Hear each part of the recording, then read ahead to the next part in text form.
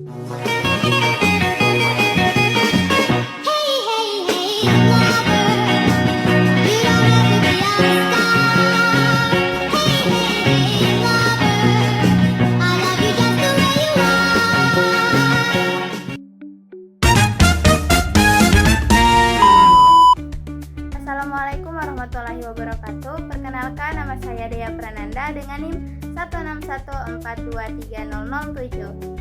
Saya semester 4, kelas D, jurusan Pendidikan Guru Pendidikan Anak Usia Dini, Fakultas Ilmu Pendidikan.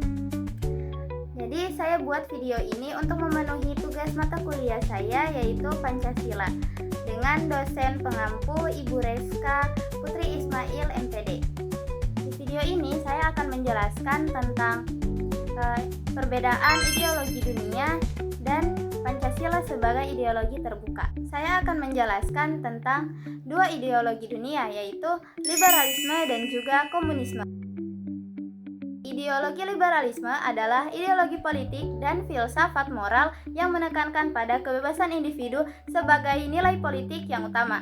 Nah, secara umum liberalisme berusaha untuk melindungi dan meningkatkan kebebasan individu dalam berbagai aspek kehidupan. Ideologi komunisme adalah ideologi politik dan ekonomi yang bertujuan untuk menciptakan masyarakat tanpa kelas sosial, tanpa kepemilikan pribadi atas alat-alat produksi, dan tanpa negara. Secara teoritis, dalam masyarakat komunis ideal, kekayaan dan sumber daya didistribusikan secara merata sesuai dengan kebutuhan masing-masing individu.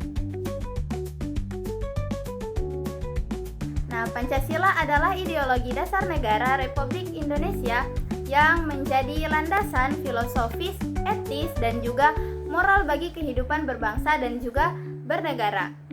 Nah, nama Pancasila sendiri berasal dari bahasa Sanskerta yang terdiri dari dua kata, yaitu panca yang berarti 5 dan sila yang berarti prinsip atau asas.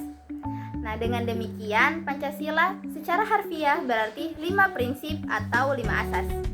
Pancasila merupakan ideologi yang khas Indonesia yang berusaha menyeimbangkan antara kebebasan individu dan kepentingan kolektif, mengakui keberagaman dan menekankan pada nilai-nilai ketuhanan, keamanan, kemanusiaan, persatuan, kerakyatan, dan keadilan sosial. Pancasila mengambil jalan tengah antara individualisme, liberalisme, dan kolektivisme komunisme. Liberalisme memberikan penekanan kuat pada hak-hak dasar dan individu seperti kebebasan berpendapat, beragama, berusaha, dan juga berkumpul. Nah, hal ini mendorong otonomi individu, kreativitas, dan inovasi. Yang kedua, mendorong partisipasi politik, akuntabilitas. Nah, sistem politik liberal umumnya mendukung demokrasi dengan pemilihan umum yang bebas dan juga adil, kebebasan pers, dan kebebasan membentuk organisasi. Hal ini memungkinkan warga negara untuk berpartisipasi dalam pemerintahan dan meminta pertanggungjawaban para pemimpin. Nah, yang ketiga, menciptakan pasar bebas dan efisiensi ekonomi. Nah, liberalisme ekonomi mendorong persaingan bebas yang diyakini dapat meningkatkan efisiensi alokasi sumber daya, inovasi produk, dan pilihan konsumen. Selanjutnya, ada juga kekurangannya, yaitu pertama, potensi kesenjangan ekonomi yang besar. Pasar bebas dalam sistem liberal dapat menghasilkan distribusi kekayaan yang tidak merata, menyebabkan kesenjangan ekonomi yang signifikan antara kelompok kaya dan juga kelompok miskin. Yang kedua, individualisme yang berlebihan dan kurangnya solidaritas sosial. Nah, penekanan yang kuat pada kebebasan individu dapat mengarah pada individualisme yang ekstrim, melemahkan rasa kebersamaan dan tanggung jawab sosial terhadap sesama. Yang ketiga, kerentanan terhadap krisis ekonomi dan eksploitasi. Nah, sistem kapitalis liberal cenderung mengalami siklus ekonomi naik dan turun yang dapat menyebabkan krisis ekonomi dan pengangguran. Nah, selain itu, tanpa regulasi yang memadai dapat terjadi eksploitasi pekerjaan dan sumber daya alam. Selanjutnya, kita beralih ke kekurangan dan juga kelebihan dari ideologi komunisme. Kelebihan ideologi komunisme yang pertama, menekankan kesetaraan ekonomi dan sosial. Tujuan utama komunisme adalah menciptakan masyarakat tanpa kelas di mana kekayaan dan sumber daya didistribusikan secara merata, sehingga mengurangi atau menghilangkan kesenjangan ekonomi dan sosial. Yang kedua, mengutamakan kepentingan kolektif di atas individu. Komunisme menekankan pentingnya kerjasama dan solidaritas untuk mencapai tujuan bersama masyarakat secara keseluruhan, bukan hanya kepentingan individu. Yang ketiga, potensi perencanaan ekonomi terpusat untuk kebutuhan dasar. Dalam teori, perencanaan ekonomi yang terpusat dapat memastikan pemenuhan kebutuhan dasar seluruh warga negara seperti pangan, sandang, papan, pendidikan, dan juga kesehatan tanpa diskriminasi.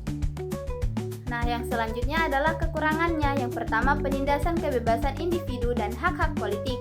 Rezim komunis dalam praktiknya seringkali menindas kebebasan berpendapat, berekspresi, beragama, dan hak-hak politik lainnya demi mempertahankan kekuasaan dan ideologi partai. Yang kedua, inefisiensi ekonomi dan kurangnya inovasi. Perencanaan ekonomi yang terpusat seringkali tidak mampu merespon perubahan kebutuhan pasar dan kurang memberikan inisiatif bagi inovasi dan efisiensi produksi. Yang ketiga, potensi pemerintahan otoriter dan korupsi. Kekuasaan yang terkonsentrasi pada satu partai dan kurangnya mekanisme kontrol yang dapat efektif dapat dengan mudah mengarah pada pemerintahan yang otoriter, korupsi, dan penyalahgunaan kekuasaan. Pancasila sebagai ideologi terbuka memiliki kemampuan untuk menyesuaikan diri dengan perkembangan zaman tanpa kehilangan nilai-nilai dasarnya melalui beberapa mekanisme utama, yaitu yang pertama, interpretasi yang fleksibel. Nah, nilai-nilai dasar Pancasila seperti ketuhanan yang Maha Esa, kemanusiaan yang adil dan beradab, persatuan Indonesia, kerakyatan yang dipimpin oleh hikmat kebijaksanaan dalam permusyawaratan perwakilan, dan juga yang kelima, keadilan sosial bagi seluruh rakyat Indonesia. Yang dua, bersifat abstrak dan umum. Hal ini memungkinkan interpretasi yang berbeda-beda sesuai dengan konteks zaman dan tantangan yang dihadapi. Penafsiran ini dilakukan melalui dialog, musyawarah, dan konsensus nasional. Yang kedua, dinamika dan inklusivitas. Keterbukaan Pancasila berarti ia mampu menyerap nilai-nilai baru yang positif dan relevan dengan perkembangan zaman, asalkan tidak bertentangan dengan nilai-nilai dasarnya. Nah, proses ini melibatkan partisipasi efektif dari seluruh elemen bangsa, termasuk para pemikir, akademisi, tokoh masyarakat, dan warga negara secara umum, dalam merumuskan pemahaman dan implementasi Pancasila yang aktual. Nah, dengan demikian, Pancasila sebagai ideologi terbuka mampu beradaptasi dengan perubahan zaman melalui fleksibilitas interpretasi dan kemampuan menyerap nilai-nilai positif sambil tetap mempertahankan identitas dan nilai-nilai fundamentalnya sebagai landasan kehidupan berbangsa dan juga bernegara. Proses ini memerlukan keterlibatan aktif seluruh komponen bangsa dalam menjaga relevansi dan aktualisasi Pancasila dalam setiap era. Jadi itulah penjelasan dari saya. Sekian dari video saya. Terima kasih. Wassalamualaikum warahmatullahi wabarakatuh. Bye bye.